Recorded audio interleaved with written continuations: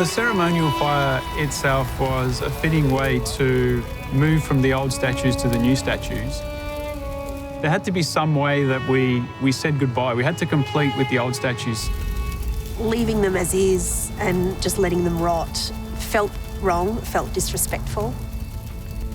People just immediately jumped to a feeling of distress about losing something, but actually what happened at the ceremonial fire was it was a great gift to the people who loved these sculptures so much. It didn't worry me that the sculptures that I'd originally created were getting burnt. It was very spiritual and it had a really lovely feel about it. The old sculptures making way for the new, mixed up with messages and hope and love.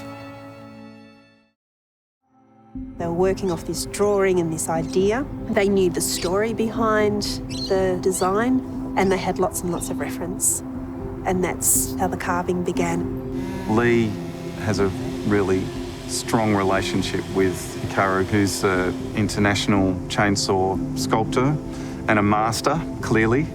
I did assume at first that Lee would do the whole series of sculptures, but he was very keen to involve Hikaru. It was just great to have both of them. And the way Hikaru thinks about things, studies the reference material, and then flings chainsaws around like watching ballet.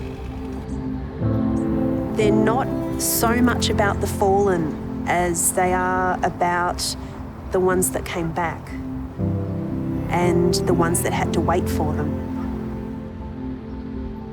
To have figures with such expressive individual faces that are depicting real stories, I think makes this series of sculptures quite profound.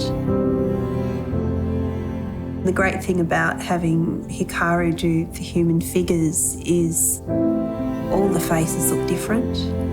They all look like they're about to move. They all have such amazing expressions. All the expressions are different. That is testament to his ability as an artist. The entirety of a formal war memorial is that huge scope, the overwhelmingness, because you don't stop and read every single name. The difference with the Homefront sculptures is it removes that anonymity. You can feel those individual stories. You can feel for a particular figure in that collection of sculptures. It brings those thoughts of conflict to individual experiences, whether they're at war or at home waiting for somebody. I think that human element is quite unique